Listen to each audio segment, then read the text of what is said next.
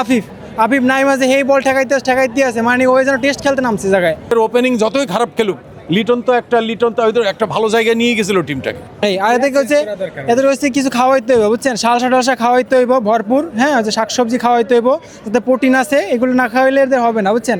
বল তো মায়েরা নিতে পারতেছে না, মিডল অর্ডার থেকে হেরে গেছে, কারণ মিডল অর্ডার একবারই খারাপ, নাজুক অবস্থা। যেমন শান্ত একবারে লট, মনে হয় যে মিরাজ এনে অধিনায়ক কোনো ভূমিকাও রাখতেছে না, বুঝছেন, অধিনায়কও যে করতেছে মানে এটা হইতেছে না ওর পক্ষে। মিডল অর্ডার থেকে হেরে গেছে, কারণ মিডল অর্ডার একবারই খারাপ, নাজুক অবস্থা। যেমন শান্ত একবার লট, মানে ওরা কিসের জন্য নিচে ম্যাচে তাও আমি বলতে পারতেছি না। তারপরে হয়েছে গিয়া যে আফিফ নাই মাঝে হেই বল ঠেকাইতে আছে, মানে ওই যেন টেস্ট খেলতে নামছে জায়গায়, বুঝছেন, এই হচ্ছে অবস্থা, বুঝছেন। আফিফ যদি আর একটু দ্রুত রান করতো তাহলে ঠিক ছিল ম্যাচটা। হৃদয় স্বাভাবিক চেষ্টা করে গেছে, ওই ম্যাচটা নেওয়ার জন্য চেষ্টা করে গেছে, কিন্তু পারে নাই, লাস্ট পর্যন্ত যাই হেরে গেছে। এই আর মিরাজ আমি আমার পক্ষে মনে হয় যে মিরাজ এনে অধিনায়ক কোনো ভূমিকাও রাখতেছে না, বুঝছেন, অধিনায়কও যে করতেছে মানে এটা হইতেছে না ওর পক্ষে, বুঝছেন। আমি মনে করি যে ক্যাপ্টেন্সি চেঞ্জ করা হোক জায়গা থেকে, বুঝছেন। এই আর এদের হচ্ছে কিছু খাওয়াইতে হইব, বুঝছেন, শালসা খাওয়াইতে হইব ভরপুর, হ্যাঁ, যে শাকসবজি খাওয়াইতে হইব, যাতে প্রোটিন আছে, এগুলো না খাওয়াইলে এদের হবে না, বুঝছেন। বল তো মায়েরা নিতে পারতেছে না। বলিং পিচ যারাগুলো করছে খুব ভালো করছে, শরীফুল খুব ভালো বোলিং করছে, হ্যাঁ, এটা আমরা খুব খুশি হয়েছি ওর জন্য, বুঝছেন। যেমন নাহিদ রানাও খারাপ ভালো বল করছে, তাসকিন ঠিক আছে, বোলিং পিচরা ভালো বল করছে।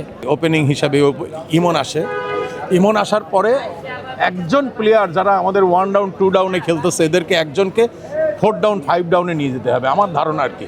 তাহলে আমাদের এই জায়গাটা, যেমন মুশফিকের জায়গাটা কভার করতে পারে না, রিয়াদের জায়গাটা কভার করার লোক নাই, যার ফলে আমরা এখানে হেরে যাচ্ছি। আমরা তো মিডল অর্ডারে হারলাম, তাই না? আমাদের ওপেনিং যতই খারাপ খেলুক, লিটন তো একটা ভালো জায়গায় নিয়ে গেছিল টিমটাকে, তাই না? একটা ভালো জায়গায়, এখান থেকে তো হারার কথা না, এই রান না করা তো কোনো যুক্তিই থাকতে পারে না। কিন্তু এটা আসলে আমাদের চিরায়ত একটা অভ্যাস।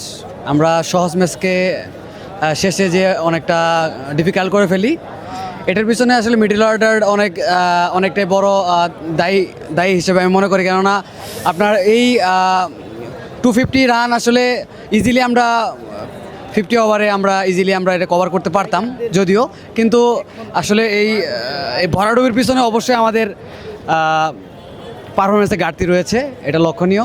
আমাদের বিশেষ করে দরকার মিডল ওয়ার্কে নাজমুল হোসেন শান্ত ভাইকে রাখায়, ওখানে ওনাকে রাখে, এরপরে আফিফ হোসেন রুবুরে নিছে।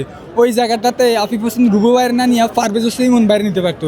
কেন ইমন ভাই এখন বর্তমান যে ফর্মে আছে, যে বিভিন্ন লিগগুলো খেলে খুব ভালো খেলতেছে, এখন আফিফ হোসেন রুবু ভাইরে বসাইয়া একটা ধাপ তাহিদকে নিচে নামায়, একটা ধাপ শান্ত ভাইকে নিচে নামিয়ে, এই যে মাঝখানে শান্ত ভাইয়ের জায়গায় আফিফ হোসেন পারভেজ হোসেন ইমন ভাইরে ঢুকে। তার বিশেষ করে আমাদের সৌম্য ভাই, এই যে নিউজিল্যান্ড সিরিজটা তো খুব ভালো খেলছে, তাকে কী জন্য যে নিতেছে না এটা আমরা বুঝতেছি না।